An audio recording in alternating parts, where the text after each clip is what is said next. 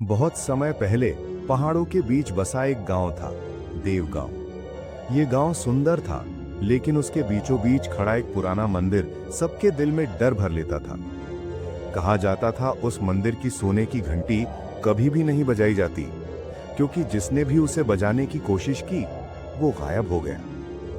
रात के सन्नाटे में दो लड़के आरव और मुकुल मंदिर के पास पहुंचे।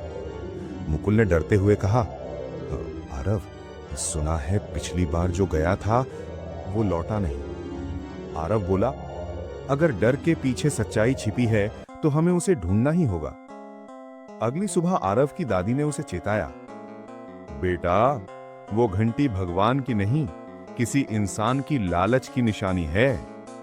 फिर दादी ने बताया, कई साल पहले एक पुजारी ने गांव के सोने से वो घंटी बनवाई थी, पर जब उसका मन लालच से भर गया तो उसने मरते वक्त श्राप दिया कि जो इसे लालच से छुएगा उसका अंत होगा।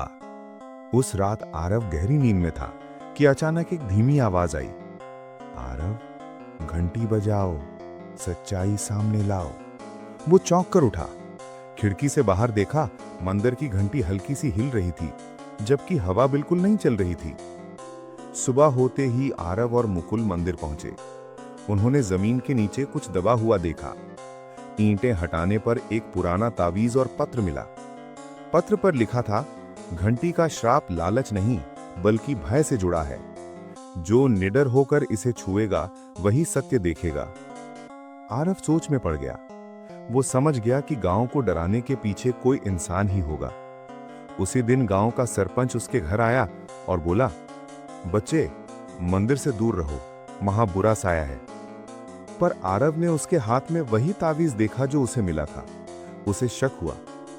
रात को आरव सरपंच के घर के पास छिप गया। वो देखता है सरपंच किसी आदमी से कह रहा है, किसी को पता नहीं चलना चाहिए कि सोने की घंटी नकली है।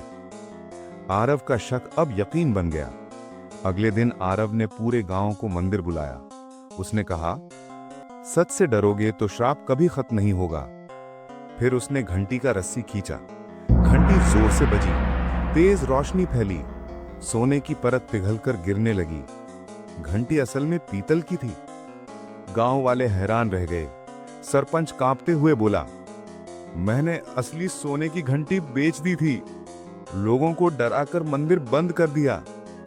दादी ने कहा, सच का सामना करने में हिम्मत चाहिए और झूठ हमेशा अपने ही बोझ से गिरता है। अब मंदिर फिर से खुल गया। आरव ने घंटी बजाई। इस बार उसकी ध्वनि शुद्ध, मीठी और शांत थी। गांव में पहली बार डर नहीं बल्कि शांति की गूंज थी।